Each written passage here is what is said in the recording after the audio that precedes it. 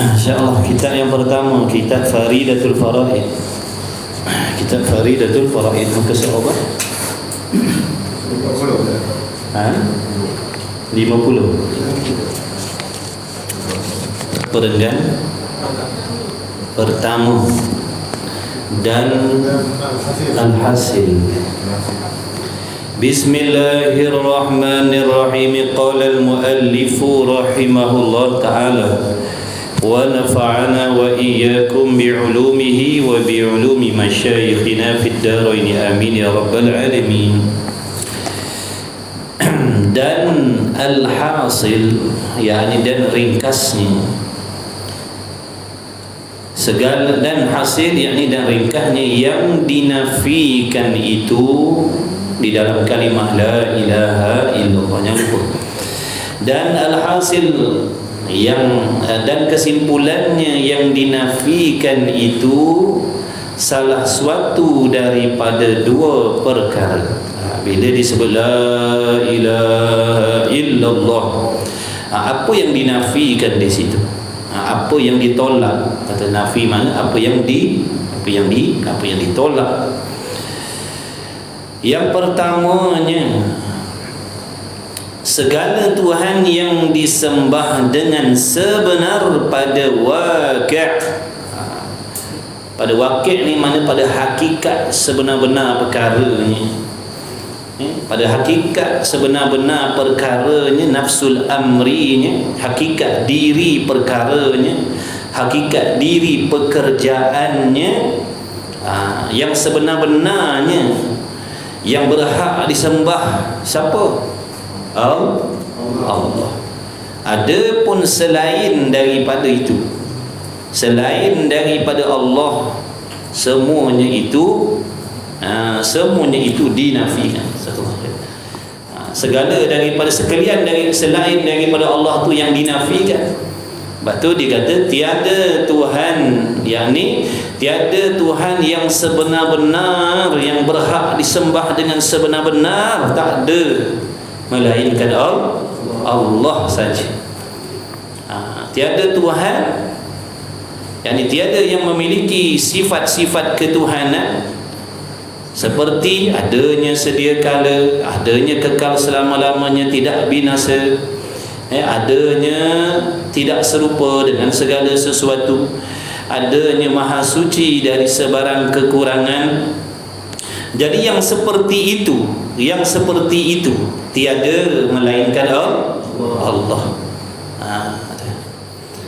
Adapun yang dinafikan, contohnya lembu, kerbau, kambing, berhala, patung, itu sebenarnya tidak masuk di dalam hakikat perkara yang sebenar-benar disembah. Patung-patung, batu-batu, berhala-berhala itu memang sedia kala lagi, ataupun memang pada hakikat sebenar-benarnya mereka itu memang tak masuk pun dalam kata Tuhan dari itu. Tak layak nak diletakkan dengan panggilan tu Tuhan. Mereka tu bukan Tuhan. Lembu, gajah, patung dan sebagainya, itu bukan Tuhan, itu makhluk sama seperti kita manusia. Sama. Cuma mereka yang memanggilnya sebagai itu. Kita jangan. Kita jangan. Tuhan itu hanya Allah. Adapun selain daripada Allah itu tidak berhak. Tidak berhak untuk dipanggil sebagai Tuhan, kerana tidak ada sifat-sifat ketuhanan pada selain Allah. Seandainya ditanya, adakah sesuatu yang lain memiliki sifat ketuhanan seperti Allah? Jawabnya tiada. Tak ada. Itu yang dimaksudkan dengan Tuhan yang disembah dengan sebenar-benar itu pada waqi'.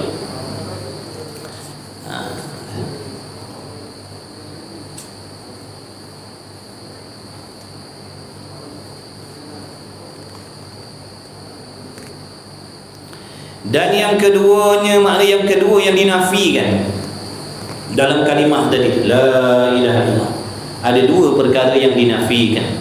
Ada dua perkara yang ditolak. Yang pertamanya, yang ditolak tadi, yang berhak, yang sebenar-benar disembahnya tidak ada melainkan Allah saja.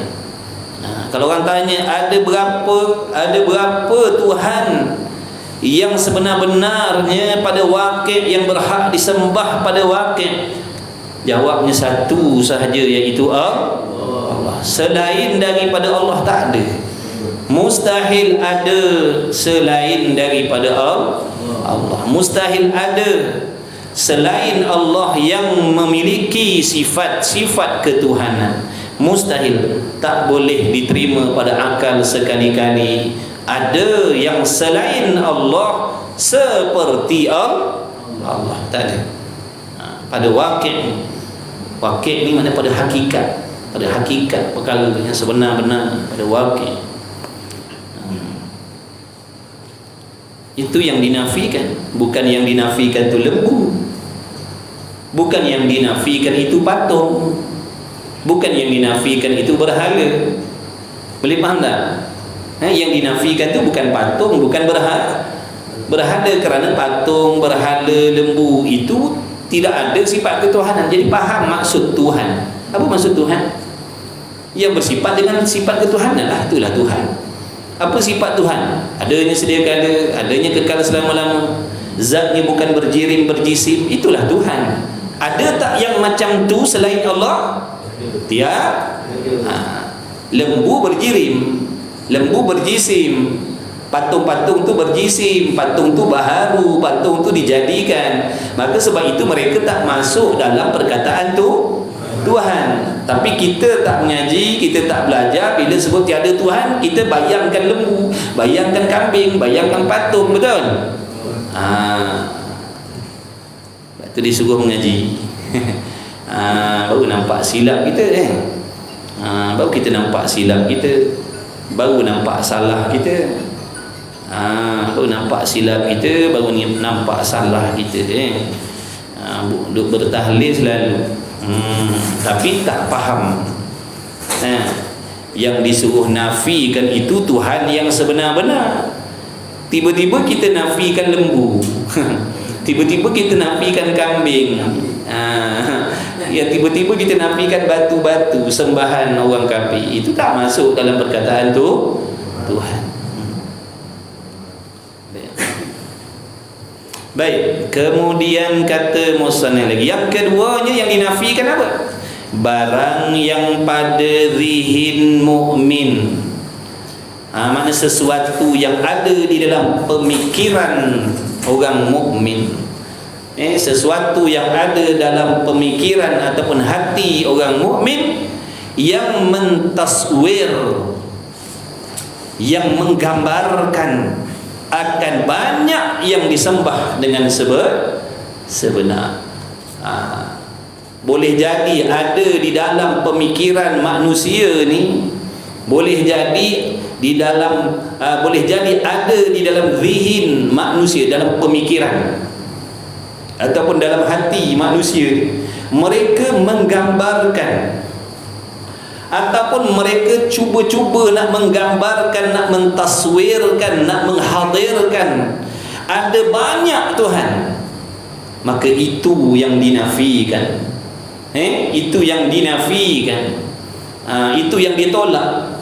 Seandainya dalam diri kita ni, dalam kepala kita ni menggambarkan, membayangkan, mengkhayalkan ada banyak Tuhan, maka itu yang dinafikan. Tidak ada sekali-kali. Nak bayang kok mana, nak gambar macam mana, nak fardu takdirkan macam mana, barangkali ada yang selain Allah tapi kita yang tak tahu. Tidak, mustahil tadi. Allah sahaja itu Tuhan yang sebenar-benarnya, yang sebenar-benar disembah ada berapa? Satu je. Maka salah satu daripada dua inilah yang dinafikan. Bila kita sebut la ilaha illallah, la ilaha illallah, tiada Tuhan, yang dinafikan tu tiada Tuhan, makna sama ada yang pertama yang dinafikan tadi, tiada Tuhan yang berhak disembah dengan sebenar-benar pada wakil, tidak ada melainkan Allah. Jadi yang dinafikan tu yang disembah dengan sebenar-benar pada wakil, pada hakikatnya tidak ada. Yang sebenar-benar disembah, ditaati pada wakil, pada nafsul amri hanya Allah. Ataupun yang dinafikan itu perkara yang digambar-gambarkan di dalam pemikiran kita manusia. Dia sama ada salah satu tu lah. Boleh faham tak ni? Kita tahlil selalu makan kambing ni. Jangan nak makan kambing ni, kena tahulah tahlil. Orang panggil tahlil, kita pergi tahlil. Orang kata tahlil bid'ah, kita marah. Betul lah tu marah tu. Tapi sayang kita marah dengan tak ada ilmu. Kita marah. Betul dah marah tu. Orang kata tahlil ni bid'ah, kita marah. Betul lah tu marah. Sebab tahlil tu dibenarkan, dibolehkan. Tapi kita tahlil, kita tak faham apa yang kita tahlilkan. Jadi ngaji, belajar. Ni fardu ain ni. Ni fardu ain ni, bukan fardu kifayah ni fardu ain ni. Tak belajar berdosa. Tak belajar pikullah dosa hari-hari. Na'udzubillah min zalik. Moga Allah selamatkan kita daripada tergolong di dalam golongan orang-orang jahil. Amin ya Rabb. Amin ya Rabbal Alamin. Mudah-mudahan Allah pilih kita, anak bini kita, ahli keluarga kita, kawan-kawan kita, kenalan kita, follower kita.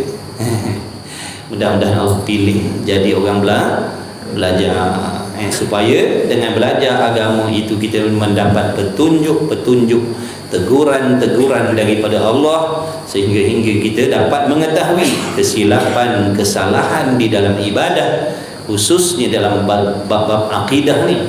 Mudah-mudahan Allah tunjukkan kita kepada jalan yang sebenar-benarnya. Orang yang tak nak menuntut ilmu adalah orang yang tidak mahu diberi petunjuk oleh Allah. Sedangkan di dalam sembahyangnya mohon petunjuk, tapi mereka tidak mahu menuntut ilmu. Sebenarnya kita tak faham apa yang kita baca dalam Fatihah. Kita tak faham apa yang kita baca dalam Fatihah. Kita minta dalam Fatihah, ihdinas siratal mustaqim, bimbinglah jalan yang betul, bimbinglah jalan yang lurus, Islam yang sebenar, akidah yang sebenar. Tiba-tiba kita tak nak mengaji. Macam mana nak dapat petunjuk daripada Allah? Kena usaha. Kena usaha. Hadir majlis ilmu, pergi majlis ilmu. Tak boleh ngaji di surau masjid, ngaji secara online pun boleh dapat ilmu juga. Ni ngaji online pun tidak, pergi masjid pun tidak, pergi surau pun tidak. Pasar malam penuh orang. Pasar malam istiqamah. Pasar raya istiqamah. Kedai tom yam istiqamah. Kita bawa anak bini kita pergi kedai tom yam, tapi tak bawa anak bini kita majlis ilmu, nanti Allah tanya kita, kenapa bagi makan minum yang jasmani sahaja, kenapa tidak diberi makan minum yang rohani? Sedangkan makan minum yang rohani itu wajib juga diberi. Apa makanan rohani? Ilmu lah. Ni kita bagi makan ikan 3 rasa. Kita bagi makan ikan 3 rasa, ikan masak steam, sotong celup tepung, tapi ilmu tak bagi. Sebab itulah isteri kita semayangnya salah, hatinya ada macam-macam sifat mazmumah, akidahnya wallahu a'lam, na'udzubillah. Jadi Jangan, kena adil. Kalau kita memberi nafkah yang bangsa duniawiyah sahaja, tidak memberi nafkah yang bangsa ukhrawiyah, kita zalim pada anak bini kita. Zalim lah, tidak meletakkan sesuatu kena pada tempat. Kita salah meletakkan sesuatu. Kita bagi yang wajib bangsa dunia, yang wajib bangsa akhirat kita tak bagi. Itu namanya zalim. Adil ni kena pada tempat. Macam mana kena pada tempat? Yang nafkah dunia pun dia bagi, nafkah akhirat rohani pun dia bagi. Baru kata adil. Ini kita bagi dia makan, minum, duit, kereta, rumah je kita bagi. Ilmu semayang kita tak bagi, ilmu akidah kita tak bagi, ilmu nak bersihkan hati kita tak bagi. Sedangkan tu wajib atas suami. Nanti kita kena tanya, kena tanya dengan Allah. Nanti kita tak boleh jawab. Hakim atas dunia dalam mahkamah tu pun tanya, kita dah tergagap-gagap. Betul? Hakim dalam mahkamah tu tanya pun kita dah tergagap-gagap nak jawab. Ini kan Tuhan ni nak tanya, malaikat yang nak tanya. Macam mana kita? Baik, buat persiapan cepat. Yang tak mengaji, pakat mengaji cepat. Yang tak bawa anak bini belajar, bawa cepat. Yang tak ajar cepat, carikan guru. Kalau kita tak pandai ajar, carikan guru. Ataupun suruh mereka pergi majlis ilmu, datang majlis ilmu, ataupun bawa sekali mengaji, ataupun suruh mereka ngaji secara online. Kalau mereka tak nak, jatuh derhaka dah. Dia isteri derhaka kepada suami dan derhaka kepada Allah. Tu suami dia. Suami tak bawa pergi kedai makan, muncung panjang. Suami tak bawa pergi pasar malam, muncung panjang. Suami suruh ngaji, dia tak mau. Dia tak nak, derhaka kepada suami dan derhaka kepada Allah. Jangan jadi isteri yang macam tu. Ta'awanu, bantu suami kita dalam menjalankan tanggungjawabnya. Mudahkan urusan dia menjalankan tanggungjawab, supaya suami kita besok ringan bebanannya di hari akhirat. Besok Allah tanya tentang anak bini, beres, senang suami jawab semua. Ini kita tak nak bagi kerjasama dengan suami. Suami suruh mengaji, kita mengelak. Minta duit je selalu. Ilmu tak nak minta. Suami tak bagi duit, kecoh sedunia. Suami tak bagi belanja, kecoh satu alam. Suami tak bagi agama, diam je. Na'udzubillah. Jangan macam tu. Habis tu i'lan. Tu i'lan. Tu i'lan. Maka salah satu daripada dua inilah yang dinafikan, kemudian maka diisbatkan, makna disungguhkan Allah. Kita dah cakap hari itu minggu lepas. Waktu kita menafikan yang sebenar-benar disembah itu, waktu menafikan itu tidak termasuk tak termasuk Allah. Faham tak dok? Waktu kita kata tiada Tuhan yang sebenar-benar berhak disembah, tak ada. Waktu kita kata tiada Tuhan yang berhak disembah dengan sebenar-benar tu, Allah tak masuk. Jangan masukkan Allah sekali. Allah tu dah memang ada dah dalam i'tikad kita. Faham tu? Yang dinafikan tu yang sebenar-benar selain Allah. Kalau di dalam penafian dari tiada Tuhan yang berhak disembah dengan sebenar-benar pada nafsul amri dengan Allah sekali tak ada, melainkan Allah, jadi kufur. Jadi Allah tu jangan dinafikan. Yang dinafikan itu yang waktu kita kata tiada Tuhan, dalam hati kita tetap i'tikad Allah lah Tuhan yang sebenar-benarnya. Kita bagi contoh hari itu, kita dalam poket ada RM10, tiba-tiba ada orang minta, kita kata tak ada duit, yakni yang nak bagi, tak ada duit. Waktu kita kata tak ada duit, kita sedar, kita tahu yang dalam poket kita ada RM10. Yang kita kata tak ada duit tu bukan masuk sekali yang dalam poket, faham? Minta duit RM10. Tok pakai nak RM10, kita pun kata minta maaf lah, tak ada duit. Adakah waktu kita cakap tak ada duit itu kita menafikan dalam poket kita sekali?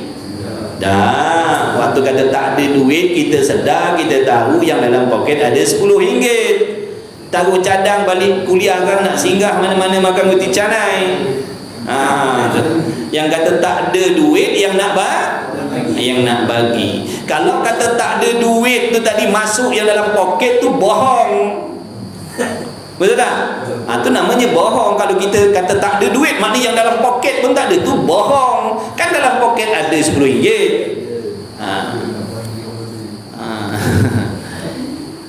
Jangan dah cakap dengan dia tak ada duit, yang nak bagi kau dalam poket ada RM10, akan dia minta lagi.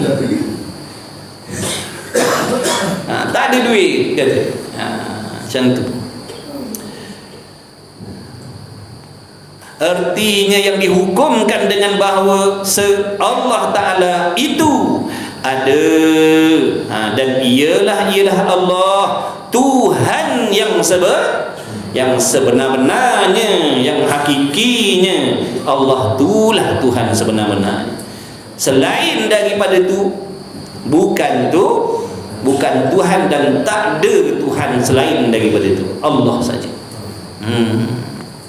Dan wajib atas yang berkata la ilaha illallah, mulahadhahkan, makna menghadirkan, mengingatkan dalam hati, itu maksud mudah. Dan wajib atas yang berkata la ilaha illallah, mulahadhahkan, mengingatkan dalam hati, mengingatkan dalam hati bahawa Allah Ta'ala itu tiada dinafikan daripada mulanya. Macam tadilah, macam kita cakap tadi, wajib. Waktu kita kata la ilaha illallah, Allah tu sentiasa bertakhta di dalam hati kita, pada akidah itu. Walaupun mulutnya menyebut la ilaha, tiada tu, walaupun mulutnya menyebut tiada Tuhan, tapi dalam hatinya Allah tu ada. Mulutnya cakap la ilaha, tiada Tuhan, tapi dalam hatinya akidah, i'tiqad Allah lah Tuhan. Tiada dinafikan daripada mulanya, artinya tiada masuk Allah Ta'ala itu di dalam perhimpunan segala Tuhan yang dinafikan itu dahulu, yakni sebelum daripada dinafikan. Sebelum kita kata la ilaha illallah tu, Allah dah ada dah dalam hati kita. Dan tatkala dinafikan, sewaktu kita menyebut pun Allah tetap dah ada dalam sebut la ilaha illallah ke, tak sebut la ilaha illallah ke, tetap dalam hati kita tu Allah lah Tuhan yang sebenar-benar ada, yang lain tu tak ada. Kerana bahawasanya jika berniat ia seseorang yang bertahlil, seandainya berniat ia seseorang yang menyebut la ilaha illallah, bahawa Allah Ta'ala, Allah Subhanahu Wa Ta'ala itu masuk di dalam jumlah perhimpunan segala Tuhan yang dinafikan, jawabnya apa? Nescaya jadi ia orang yang memasukkan Allah dalam kumpulan Tuhan yang dinafikan itu, jadikah kafirlah dia. Sebab tu tadi jangan dimasukkan Allah dalam penafian tu. Yang dinafikan itu selain Allah, itu yang dinafikan. Ada pun yang selain daripada Allah, yang selain daripada Allah itu yang dinafikan. Allah Ta'ala itu kita dah isbatkan dah memang meyakini, menyungguhkan adanya Allah tu sebelum lagi daripada kita menyebut la ilaha illallah pun dah memang i'tiqad Allah saja Tuhan. Waktu kita menyebut la ilaha illallah pun kita i'tiqad Allah Ta'ala sahaja tu Tuhan. Jadi jangan sewaktu kita menyebut la ilaha, tiada Tuhan, Allah pun masuk sekali dalam tu. Jangan jadi kafir tak basah-basah. Jadi kafir tak basah-basah nanti. Kenapa jadi kafir? Kerana menafikan Allah. Dia nafikan Allah sekali. Tak ada Tuhan, mana dengan Allah sekali masuk dalam tu. Na'udzubillah. Maka katanya illallah, artinya melainkan Allah Ta'ala itu qarinah saja atas barang yang dikehendaknya pada permulaan daripada bahawa Allah Subhanahu wa Ta'ala itu tiada masuk di dalam segala Tuhan yang dinafikan itu. Tak masuk, Allah tak masuk. Macam tadilah amat nak duit RM10 tu pakai nak RM10, kita kata tak ada duit. Makna waktu kita kata tak ada duit, tak masuk yang dalam poket.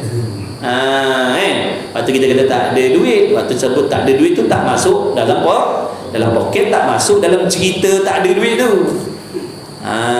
Yang nak bagi itu yang dia ada, yang dalam poket nak ngopi balik ni ada.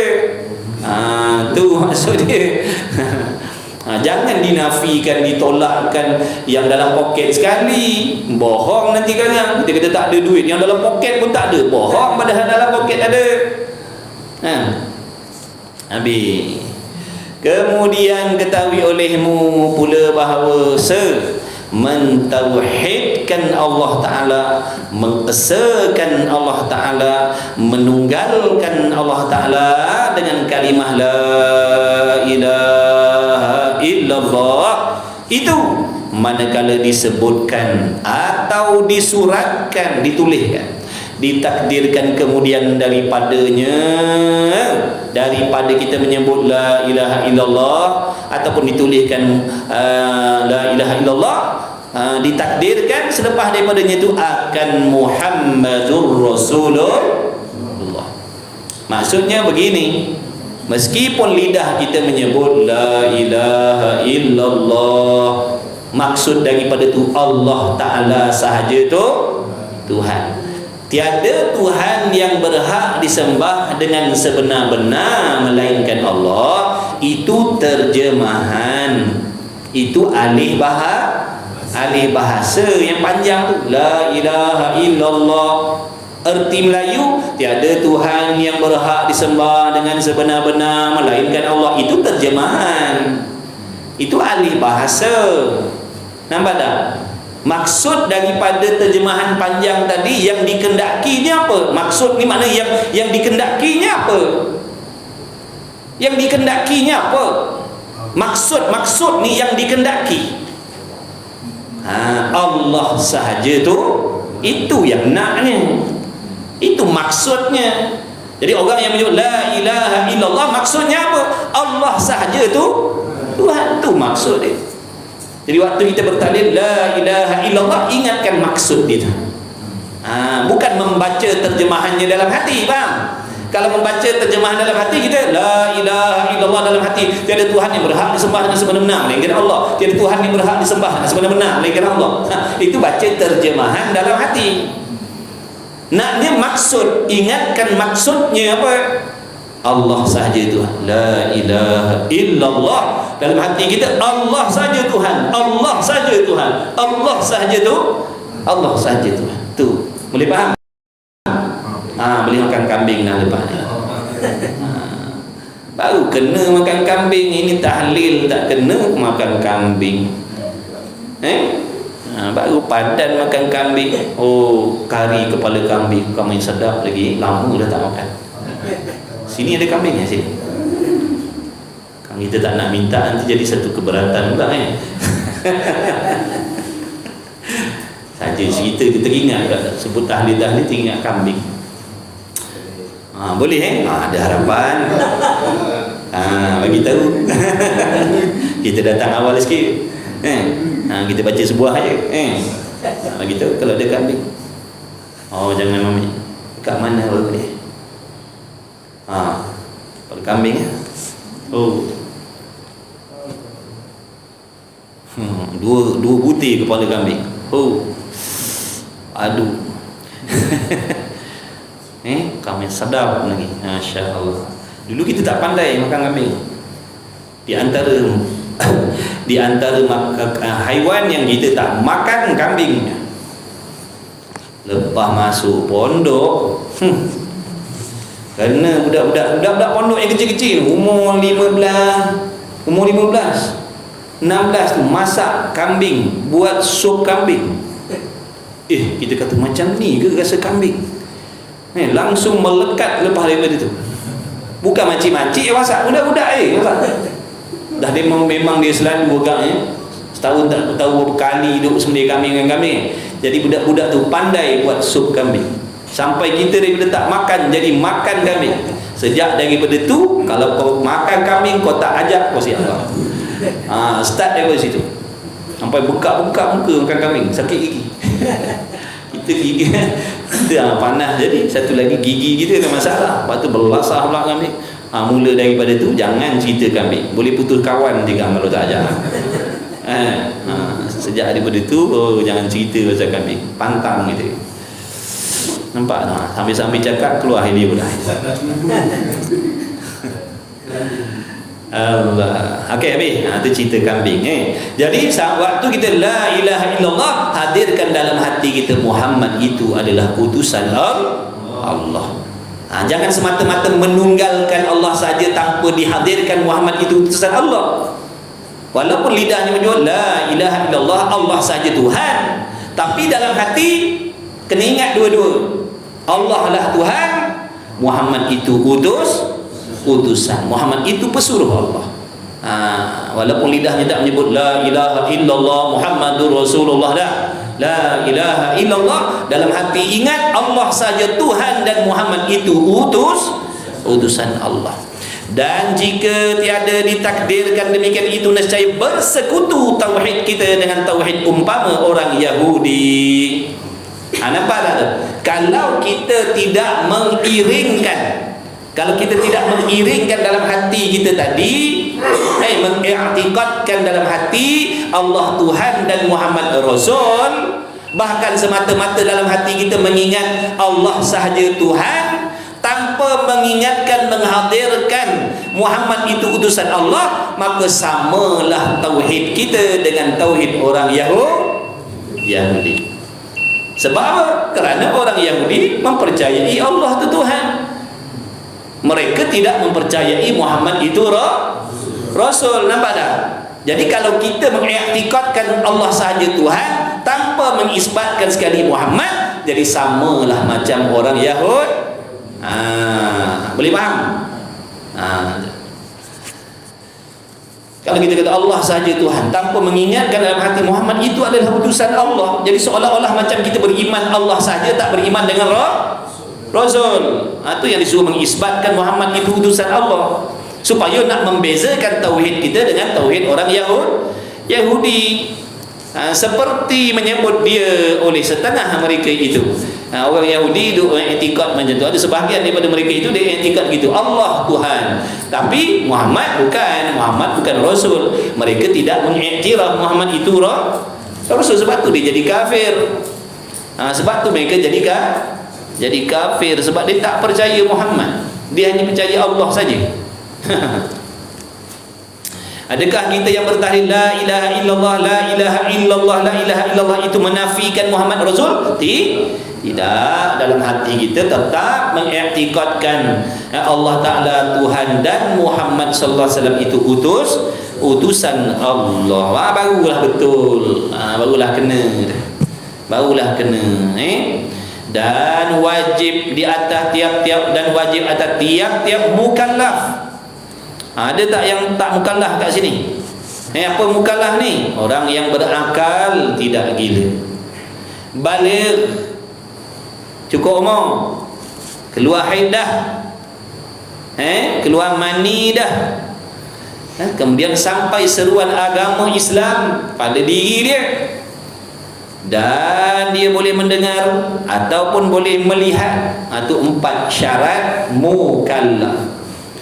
Ingat tu, 4 syarat mukallaf. Mukallaf ni apa? Orang yang dipikulkan hukum Allah, orang yang diberatkan hukum Allah, orang yang terikat dengan hukum Allah. Gerak diam dia, mana tempat dia pergi, mana waktu dia berada, dia tak boleh terlari daripada undang-undang Allah. Mesti dia tak boleh lari, sebab dia mukallaf. sebab dia cukup 4 syarat tadi tu. Berakal, baligh, sampai seluruh agama Islam pada diri dia, dia boleh mendengar dan boleh melihat, ataupun boleh mendengar saja, ataupun boleh melihat saja, tapi dia pekak tapi dia boleh melihat, ataupun dia buta tapi boleh mendengar. Kita ni dalam surau ni untung dua-dua ada, mendengar pun boleh, melihat pun boleh. Tiba-tiba kita yang dah ada 4 syarat tadi tak nak turut undang-undang Allah, dosa lah. Berdosa lah. Sebab kita orang yang dah masuk dalam syarat mukallaf tadi. Tiba-tiba Allah suruh semayang, kita tak nak semayang. Allah suruh tutup aurat, kita tak nak tutup aurat. Berdosa lah. Allah suruh mengaji, kita tak nak mengaji. Berdosa lah. Sebab apa berdosa? Lainlah kita tak mukallaf, tak cukup syarat. Contohnya berakal, sampai seruan agama Islam, dia boleh mendengar, boleh melihat. Satu tak ada, tak balik lagi, tak keluar mani lagi, tak keluar haid lagi, tak cukup. Ada 3 je pada diri dia. Betul? Boleh mendengar, melihat. Apa lagi tadi? Ada 4 kan? Tak ada 1. Contohnya dia tidak balik tapi berakal, ataupun dia balik, keluar mani, keluar haid dah, sampai seruan agama Islam pada diri dia, dia boleh mendengar dan boleh melihat, tak berakal, gila. Mana cukup tak 4 syarat? Tak ada orang yang 3 ni tadi tak cukup 4, dengan makna tolak 1, dia tak berakal, contohnya dia gila, tak waras, maka orang macam ni tak wajib sembahyang. Dia tak sembahyang pun tak apa, dia tak puasa pun tak apa, dia tak tutup aurat pun tak apa, dia tak ngaji fardu ain pun tak apa, kerana dia tidak diberatkan hukum Allah, tak cukup syarat. Jaga baik-baik jaga baik-baik. Apa ada 4 ni dia mukallaf, dia lari berdosa. Mereka catat dah amalan dia. Tak semayang, tak mengaji, dedah aurat, menipu, bohong, hujub, riak, takabur, sum'ah. Tulis semua dah. Dia berdengki, dia berdosa. Dia mengumpat, dia berdosa. Kalau orang gila mengumpat tak berdosa. Siapa nak mengumpat, gila. Faham tak? Siapa nak mengumpat, jadilah gila dulu. Baru tak berdosa kita orang mengumpat mukallaf. Waktu kita mengumpat tu 4 syarat ni ada pada diri kita. Allah kata mengumpat tu haram. Tiba-tiba waktu kita mengumpat tu 4 syarat ni ada pada diri kita. Kita berakal, kita waras, kita dah terima Islam dah, kemudian kita dah balik dah. Mengumpat berdosa. Kalau budak-budak mengumpat tak dosa, dia belum diberatkan hukum Allah lagi. Tapi wajib ibu bapa menghalang dia. Jangan mengumpat, tak baik, jangan mengumpat. Walaupun dia mengumpat tidak berdosa kerana dia belum mukallaf lagi. Itulah cerita dia. Siapa tak nak ikut undang-undang Allah, jangan jadi mukallaf. Macam mana tak nak jadi mukallaf? Jadi gila. Dia kata kalau macam tu anak telan pil lah, supaya hilang akal lagu ni. Bila hilang akal, mana dah hilang syarat. Dah ada 3 je. Tak apa, lepas daripada tu nanti aku tak semayang, tak mengaji, minum arak, berjudi, berzina, mengumpat, tak ada dosa dah. Orang yang buat sebab menggilakan kepala dia dia buat sebab menggilakan. Contohlah ada pil ni, bila makan gila, dia saja telan pil tu dengan niat nak menggilakan dia, maka tetap dihukum berdosa setiap kali masuk semayang. Masuk waktu semayang dia tak semayang sebab dia dah gila dah. Pagi tadi dia telan pil tu, dia telan pil kuda sekarung contohnya. Pil kuda dia telan sekarung, gila tu. Lepas tu masuk Zuhur, masuk Zuhur dia tak semayang. Sebab apa tak semayang? Dah gila. Walaupun dia dah gila, tetap berdosa dia meninggalkan semayang, kerana gila yang dibuat tu gila yang diusahakan. Faham tak? Gila yang diusahakan. Tak boleh lari. Lepas tu dia telanjang bogel lah, dia mencuri lah, hukum dosa. tetap cah dosa sebab dia gila yang disengajakan. Adapun kalau bukan disengajakan, dia elok aja, tiba-tiba jalan nang kampung, jatuh buah durian atas kepala dia. Musang king, blackthorn jatuh atas kepala dia, tahu, patah atas kepala dia. Gila lepas daripada tu. Lepas tu Zuhur masuk. Allahu Akbar. Dia tak semayang, tak berdoa. Sebab bukan disengajakan. Faham tu? Jadi ingat, jangan main-main. Allah tahu kita usaha menggilakan kepala otak kita tu. Tetap cas dosa juga. Kecuali dia gila dengan tidak sengaja, kemalangan contohnya. Lepas tu jadi gila dia. Dulu dia waras. Maknanya sejak daripada balik sampai hari di kemalangan tu, dia diberatkan hukum Allah. Mula daripada hari di kemalangan yang jadi asbab gila dia tu, tak diberatkan dah hukum Allah.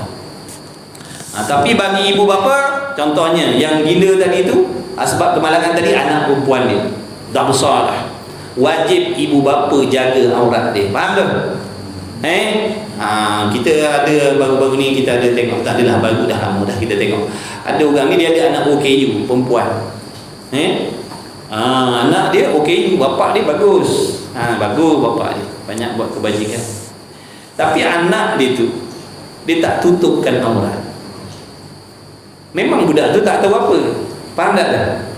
Kita sebagai ibu bapa yang waras ni kena jaga aurat anak kita. Walaupun dia tak diberatkan menutup aurat sebab dia gila, kita bapa tadi wajib tolong jaga. Tak boleh maknanya dengan mana contoh anak kita yang perempuan ni dia tak mukallaf sebab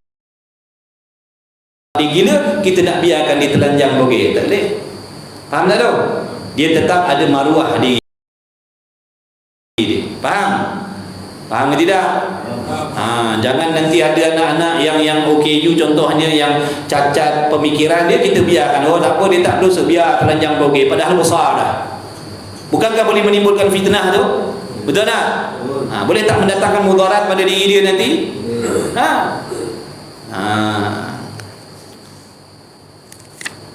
Nak dan tak nak je. Kita ada PM tepi kita ada PM tepi, kita kata minta maaf lah tuan. Kesian budak ni. Dia dah istimewa macam tu, tapi aurat dia orang lain ramai tengok. Tutuplah, pakaikan tudung. Pakaikan tudung. Lepas tu dia bagilah alasan, budak ni payah. Pakai emas boleh, takkan pakai tudung tak boleh. Dia pakaikan emas boleh, takkan pakai tudung tak boleh. Ni jam ada macam-macam tudung dah. Nak tak. Tapi wallahu alam, kita sangka baik je lah. Bila dah kata itu, kita sangka baik je lah. Cuma kita rasa tak sedap nak tengok bahawa anak dia pergi mana-mana berjalan dan kadang tak bertudung. Naik dan budak tu dia tak tahu apa orang tengok aurat dia. Sama macam budak-budak belum balik lah, dia tak wajib semayang, tapi ibu bapa wajib suruh semayang. Kalau ibu bapa tak suruh dia semayang, dosa ibu bapa. Zuhur, anak kita yang mumayyiz tadi, kita tak suruh semayang, dosa kita. Wajib suruh semayang setiap waktu. Zuhur wajib suruh semayang, dia tak semayang itu dia tak dosa. Kita tak suruh, kita berdoa. Sekarang masuk asar, wajib suruh lagi. Adik Mamat semayang, padahal umurnya baru 7 tahun, tak balik lagi pun. Kita tak suruh, kita berdosa. Isyak sekarang kita tak suruh dia semayang, dosa pula kita isyak. Dia tak semayang tak apa, kita wajib suruh dia semayang. Kena pakat-pakat suami dan isteri. Waktu kita ada, kita tolong ingatkan. Waktu kita tak ada, cakap dengan bini kita, awak jangan lupa ingatkan anak-anak suruh semayang tiap waktu. Jangan diam aja. Dapat dosa peri nanti.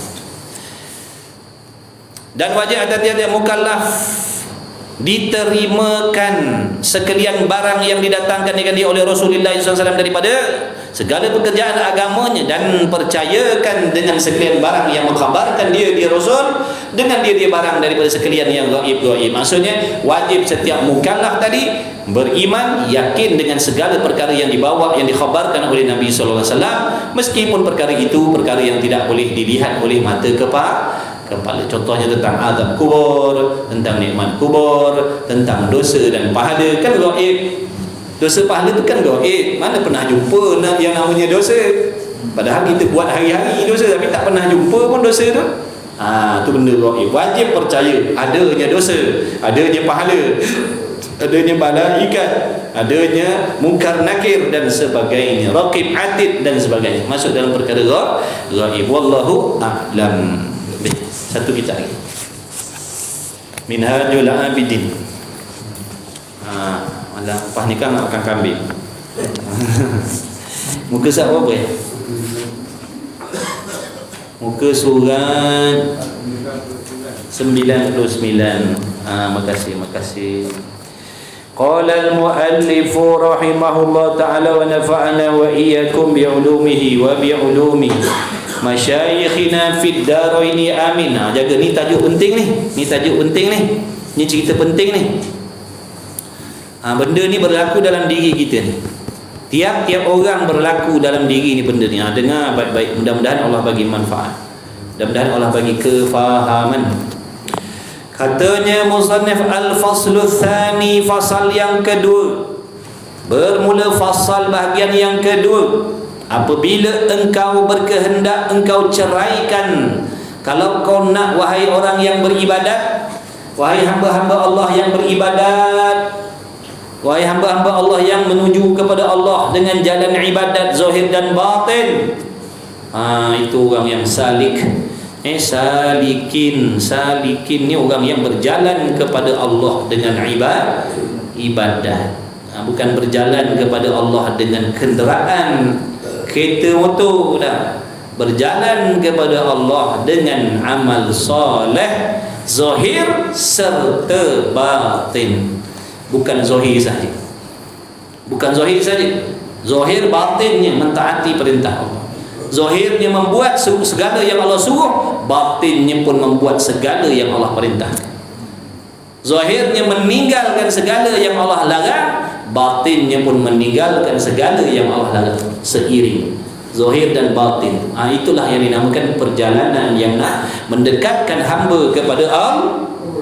Kalau zahir saja, semayang, puasa, zakat, haji, umrah, tutup aurat, baca Quran, qiyamul lail, mengaji, mengajar, kuliah sini, kuliah sana, tapi batinnya tidak. Hatinya tidak beramal dengan apa yang Allah perintahkan.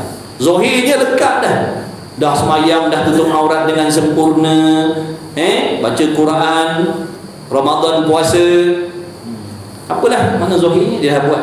Arak tak pegang dah, judi tak buat dah, mengumpat pun tidak, contohlah. Tapi hati dia ingkar dengan Allah. Dalam hatinya Allah suruh tawaduk, merendah diri, hatinya takabur, membesarkan diri. Allah perintah hatinya supaya jangan cintakan dunia, hatinya cintakan dunia. Allah Ta'ala perintahkan hati jangan suka bersangka-sangka dengan orang lain, tapi hatinya bersangka-sangka dengan orang lain. Allah Ta'ala perintahkan ikhlas dalam amal, tiba-tiba dia ada riak dalam amalnya. Ini bukan. Kerana orang ni, hamba ni, dia jenis taat zahir sahaja. Dia takkan dekat dengan Allah, walaupun pada mata kasar manusia dia orang yang dekat kepada Allah. Walaupun pada mata kasar kita, pada mata kasar orang tengok kita ni, contohnya dah, kita ni contohnya, orang kata dia tu semua orang yang dekat-dekat dengan Allah tu rajin ibadat, kuliah rajin, semayang rajin, aurat tutup. Orang sahaja kata nampak macam dekat kepada Allah, padahal kita jauh dengan Allah. Kenapa? Sebab kita hanya mentaati Allah pada zahirnya sahaja, tapi batinnya tidak. Sebab tu kena dua-dua seiring. Dua-dua seiring. Senang tak nak taat zahir? Zahir kita ni senang tak nak ikut perintah Allah? Zahir kita ni senang tak nak ikut perintah Allah? Susah. Mata kita tak terjaga-jaga lagi, lidah kita pun tak terjaga-jaga lagi. Jadi payah juga yang zahir ni nak ikut perintah Allah. Lidah mesti nak mengumpat je kerja kita. Semayang. Waktu masuk waktu semayang, masuk waktu mengumpat. Masuk dia ada waktu je. Waktu jumpa orang, waktu jumpa kawan, masuklah waktu mengumpat. Dan yang sama waktu dengannya. Telah masuklah waktu mengumpat bagi kawasan macam umbu dan kawasan yang sama waktu dengannya. Jumpa kawan, siap, mulalah nak cerita jahat orang, dosa orang, aib orang, mengumpat tu. Jadi zahir ni pun dah payah dah nak jaga. Hati lagi dahsyat payah dia. Agak-agak macam mana tu kalau kita main-main. Zahir ni pun dah payah nak taat dah, batin lagi liar batin kita ni. Hati kita ni lagi liar lagi daripada zahir. Nampak tak? Jadi yang nama ibadat ni memang payah. Memang payah, bukan senang. Tapi kita bermudah-mudah je. Kita ingatkan ibadat ni mudah, kita buat tak kisah, buat tak peduli. Pada kita senang. Orang jahil kata senang. Imam Ghazali kata payah, sukar. Ramai yang beribadat, sikit je yang selamat di hari kiamat. Itu dalil, itu bukti ibadat ni bukan senang. Kalau yang dah bersungguh-sungguh beribadat, menuntut ilmu, beribadat pun ramai yang tersangkut, ramai yang terjun dalam neraka tu. Sedangkan di dunia dulu dia bersungguh mengaji, dia bersungguh belajar agama, dia beramal banyak, tapi akhirnya neraka tempatnya. Bagaimana nasib kita yang tak bersungguh mengaji dan beramal? Bagaimana nasib anak bini kita yang tak peduli dengan agama tu? Cuba kita fikirkan.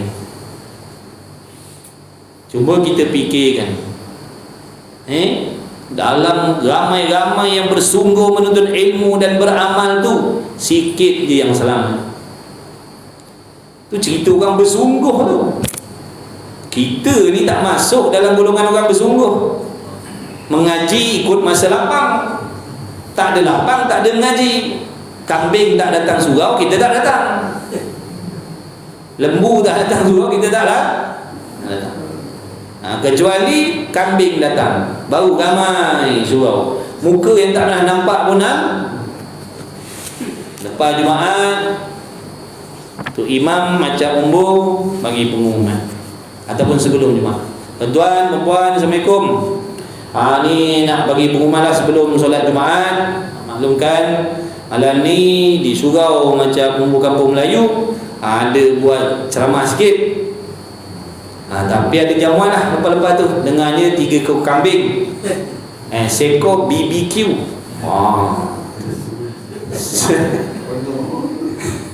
seekor sate, seekor kari. Tu yang sekian lah. Harap datang lah. Gitu-gitu je pengumuman pun. Tapi berderu orang datang, penuh parking. Sebab apa tu? Sebab tu guru datang ke sebab apa? Sebab kambing datang. Jadi kambing untuk guru siapa hebat? Tu setengah cakap, kambing lagi hebat. Tu guru datang, orang buat tak reti. Tak peduli, kambing datang. Jadi siapa current lagi kuat, kambing ke tu guru?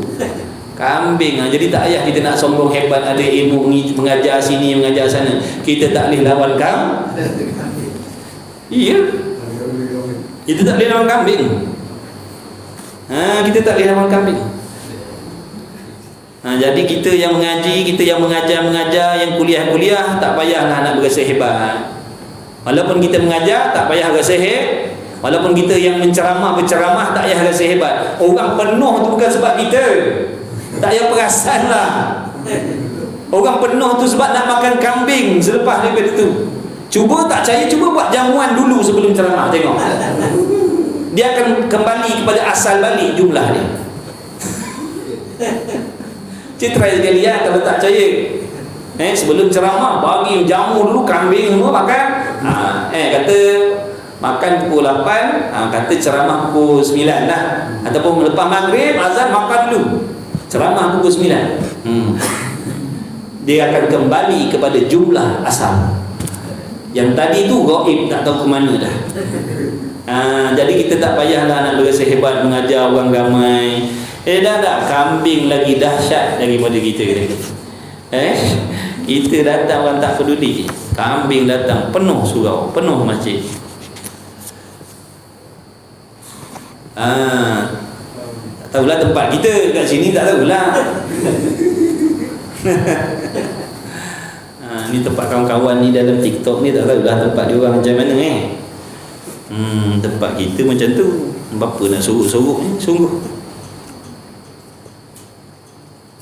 Apabila engkau berkehendak ceraikan antara khatir kejahatan, ada ia daripada pihak syaitan, dan antara ada ia khatir lintasan kejahatan yang ada ia daripada pihak hawa nafsu ataupun daripada pihak Allah Ta'ala pada permulaan, maka tilik olehmu padanya daripada 3 wajah ini. Maksudnya apa ni? Dengar baik-baik. Dalam hati kita ni kadang-kadang terlintas perkara jahat. Dalam hati kita terlintas, khatir tu makna lintasan hati. Tengah duduk-duduk, tiba-tiba contohnya terlintas dalam hati kita perkara kejahatan. Jadi macam mana kita nak tahu kejahatan tadi tu, yang benda tak elok tadi tu dalam hati tadi tu terbit daripada mana?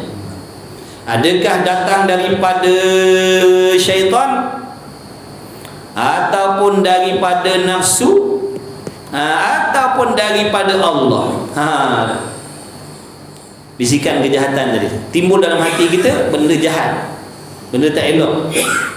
Adakah yang meniupkan tu tadi tu, menghembuskan benda yang tak elok lintasan hati tadi daripada syaitan, ataupun daripada nafsu, ataupun daripada Allah? Maka ada 3 cara nak selidik. Ada 3 cara kita nak selidik.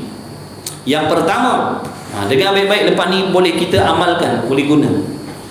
Jika engkau dapat akan dia lintasan hati yang jahat tadi, putus lagi tetap atas hal yang satu. Apa maksud tu? Dalam hati kita terlintas benda nak buat jahat, nak buat maksiat, tapi keadaan dia tetap nak buat sungguh-sungguh. Dia tak berubah-ubah, dia tak berbolak-balik. Contohnya nak tengok sungguh-sungguh benda haram. Dalam hatinya terlintas nak tengok benda haram, dan lintasan dalam hati contohnya nak tengok benda haram tadi putus. Maknanya tetap putus di situ dengan mana tetap tak berubah atas hal yang satu. Dia tak kata sekejap nak tengok, sekejap tak nak, sekejap nak tengok, sekejap tak nak. Boleh faham tak tu? Dia nak tengok sungguh-sungguh benda jahat dari benda haram tadi. Maka iaitu daripada Allah. Boleh faham tak? Daripada Allah. Timbul soalan, kenapa pula Allah kehendak melintaskan dalam hati hamba untuk membuat kejahatan tadi? Apa hikmah? Sebagai uji, Allah nak tengok sehebat mana hambanya berlawan, berperang dengan kejahatan tadi, untuk menyelamatkan dirinya daripada membuat benda yang dibenci oleh Allah. Itu ujian daripada Allah. Nak tengok. Barangkali kita selalu cakap lepas. Barangkali mulut kita ni selalu cakap lepas, ataupun dalam hati kita suka mengkeji, mencela orang lain. Betul? Berasa hebat, berasa soleh, berasa takwa, berasa tak berdosa. Mulut kita suka mengkeji, mencela macam-macam lagi. Jadi Allah Ta'ala nak menguji, betul ke kau soleh, betul ke kau bertakwa, betul ke kau malu dengan Tuhan, betul ke kau hebat, dah mengaku hebat sangat. Allah timbulkan dalam hatinya perkara jahat, nak tengok dia mampu tak mampu berlawan dengan benda tu. Boleh faham tak? Boleh faham ke tidak? Faham baik-baik ni benda berlaku dalam diri kita ni, perlu kita kena tahu. Jadi daripada Allah,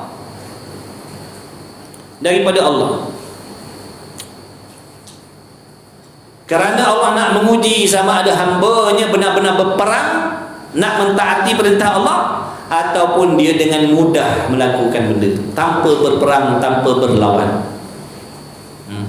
Allah nak naikkan darjat. Bila Allah timbulkan dalam hati benda jahat, dia lawan sehingga dia dapat mengawal, ataupun dia dapat meninggalkan, ataupun dia tak buat benda tu, maka dinaikkan 600 darjat pangkat di sisi Allah. Orang yang bersabar daripada keinginan nak buat dosa maksiat, Allah naikkan 600 darjat tingginya di sisi Allah. Boleh faham tak? Sekarang ni contoh tak ada. Kita tak tengok benda haram sekarang, betul? Sekarang ni tak ada lintasan tu, keinginan tu tak ada. Tiba-tiba datang keinginan nak tengok benda haram, sungguh-sungguh nak tengok, sangat-sangat nak tengok. Tiba-tiba dia lawan, dia ingatkan kelebihan sabar, dia ingatkan dosa, dia ingatkan begini, dia ingatkan begitu, hingga dia tak buat benda tu. Walaupun kuat daripada pagi tadi, contohnya, tak hilang-hilang ingatan nak tengok benda haram tadi, bersungguhnya tetapnya benda tu. Tiba-tiba dia lawan sehingga dia tak buat benda tu.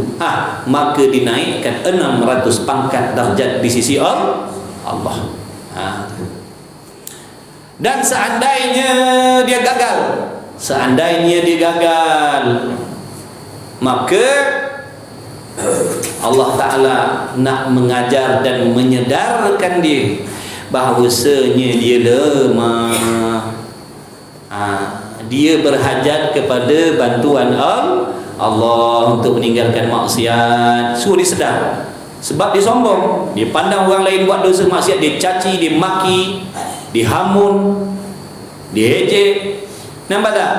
Sombong dengan ketaatannya, konon-konon taat, tiba-tiba Allah uji dia, tengok juga benda haram dia pun. Mana kehebatan? Mana kesombongan yang kita kata kita hebat? Mana hebatnya? Mana taatnya? Mana solehnya? Mana bertakwanya? Mana sifat malu pada Allahnya? Kalau tidak, kita mendakwa kita lah yang bertakwa, kita lah yang hebat, kita lah yang malu dengan Allah, begini begitu. Dah kenapa jatuh dalam perkara maksiat? Allah nak sedar. Lain kali jangan faham tak tu? Hikmah tu kan. Kita ni kalau selalu buat taat, kadang jadi sombong, jadi lupa diri, lupa yang Allah yang bantu kita meninggalkan maksiat, terlupa. Jadi Allah nak sedarkan hati kita daripada sombong tadi. Allah jatuhkan kita dalam maksiat, supaya kau sedar kau tak hebat. Jadi jangan keji, jangan hina orang lain. Atau daripada hawa nafsu. Kalau tetap je tu nak buat itu daripada Allah, ataupun bisikan tadi, khatir tadi, daripada nafsu. Maka jika engkau dapat akan lintasan jahat dalam hati tadi, taraddud apa taraddud? Berbolak-balik. Sekejap macam nak tengok benda haram, sekejap macam tak nak tengok, sekejap macam nak tengok. Dia tak kuat macam yang tadi. Yang pertama tadi kuat, dia tak berubah, nak tengok sangat-sangat. Tu kita buat contoh benda haram satu lah. Banyak yang haram lagi. Mengumpat, contoh nak cerita hal orang, nak cerita sangat rasa sampai menggigil-gigil badan dia tu. Punya kuatnya nak cerita tentang ni dah sekejap cerita, macam nak cerita hal orang, sekejap macam tak Lepas tu macam nak cerita pula, nak umpan pula. Kalau dia taraddud, tiada tetap lagi berbalak-balik, maka ketahui olehmu bahawasanya daripada syaitan. Boleh faham tak ni? Ni balik ni terus boleh pakai ni. Ni Imam Ghazali dah ajar kita, balik ni boleh pakai dah. Boleh buat uji kaji dah. Boleh buat penilaian dah. Terlintas je benda jahat, tengok. Kalau dia kuat tak berubah-ubah nak buat je benda haram tu daripada Allah ataupun nafs. Tapi kalau sekejap nak buat, sekejap tak nak buat, sekejap nak buat, sekejap tak nak buat, itu daripada syaitan. Yang mana syaitan tu nak menjatuhkan kita di dalam maksiat. Tu dengan mana? Dengan niat yang khianat lah, nak merosakkan kita. Dan adalah setengah daripada orang arifin, wali-waliullah berkata, umpama hawa nafsu, dia gambarkan supaya kita faham tabiat jahatnya nafsu ni. Nafsu ni umpama harimau Namrun, harimau bintang, bukan harimau belang, harimau biasa tak tengok dokumentari apa nama tu, rancangan tu National Geographic, apa nama lebih kurang Animal World, lebih kurang macam tu. Tu binatang yang namanya Namrun, iaitu harimau bintang. Macam mana perangai dia? Macam mana perangai dia nak terkam musuh dia? Macam mana perangai dia nak menyerang musuh dia? Macam itulah nafsu ni, macam tu perangai tebiat dia. Tebiat nafsu ni macam harimau bintang. Apabila lawan ia tiada berpaling, makna kalau dia punya mangsa tadi tu nak berlawan dengan harimau bintang ni, harimau bintang ni takkan lari, takkan berpaling, makna takkan meninggalkan dia, melainkan dengan pukul akan dia harimau bintang sehingga-hingganya dengan keras, yang nyata atau umpama orang khariji yang berperang kerana i'tiqad mereka itu agama. Jadi hampir balik ia hingga bunuh, dan habis sakat situ. Jadi maksudnya nafsu ni pegangan dia macam harimau makna kita tak boleh nak melepaskan daripada serangan dia, melainkan kena bermati-mati perang dengan dia. Kalau setakat cueh-cueh ni dia tak layan. Faham tu? Kalau cakap menjerit, kau meraung, kau takkan selamat. Tengok mana dalam dokumentari tu macam mana harimau bintang makan dia punya mangsa dia. Dia tak peduli. Kalau setakat kau tanduk sikit, dia tak peduli. Melainkan kena bermati-matian berperang, baru dia lari. Kuatnya nafsu nak merosakkan kita. Faham di sini? Kalau kita tak bersungguh-sungguh, memang kita akan dikalahkan oleh nafsu sentiasa. Bila kita belajar ni, cuba tengok, fikir balik. Betul ke tidak Imam Ghazali kata tak kuat nak lawan, tak kuat nak lawan. Dia kata tak payahlah ngaji malam ni, kan ada kambing pun. Tak payahlah datang, nanti bulan depan ada lagi. Nafsu kata kalau kita tak lawan sungguh-sungguh, memang kantoi tak ngaji dah kita.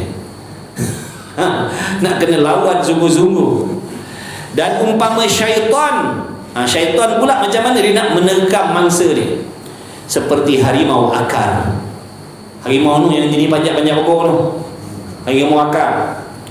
Jika engkau halau akan dia daripada satu pihak, terlintas kat sini, terlintas nak buat benda haram, kita pun bacalah astagfirullahalazim, astagfirullahalazim, baca macam-macam lah, lari dia.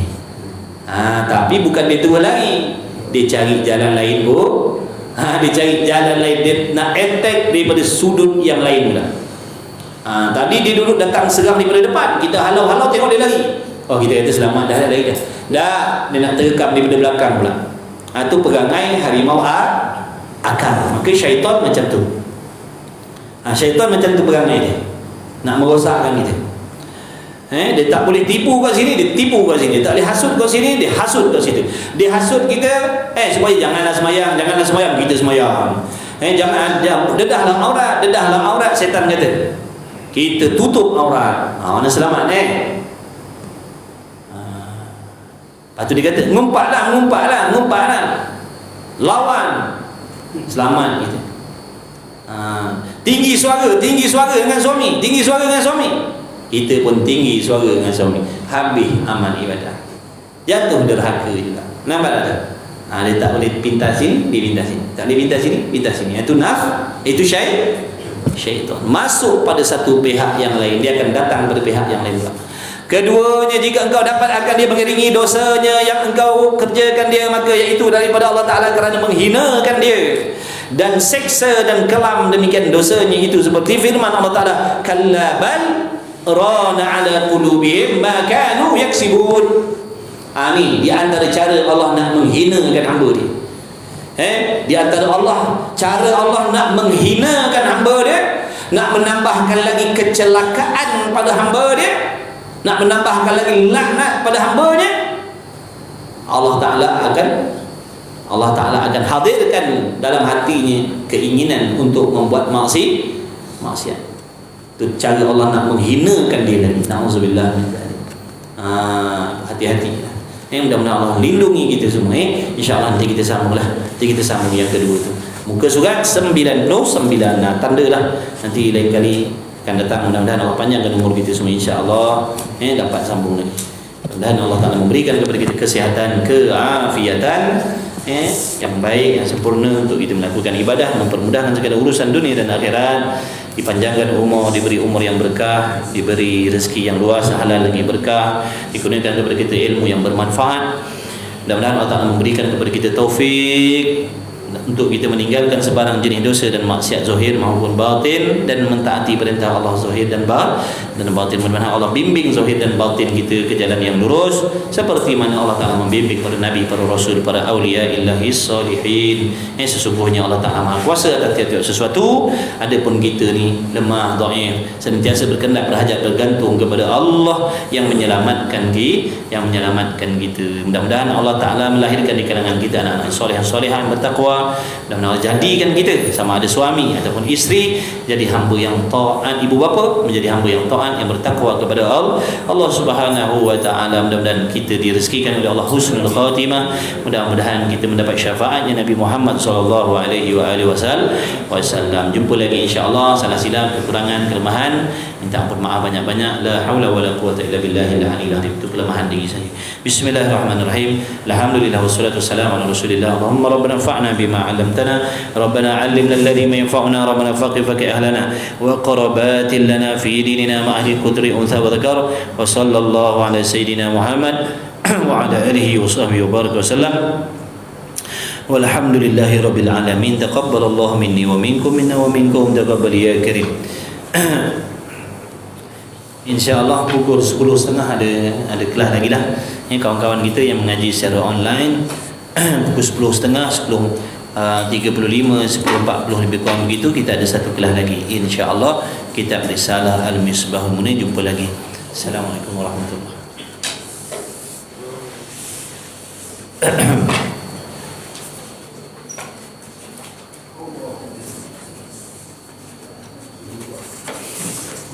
La haula wala quwwata illa billah.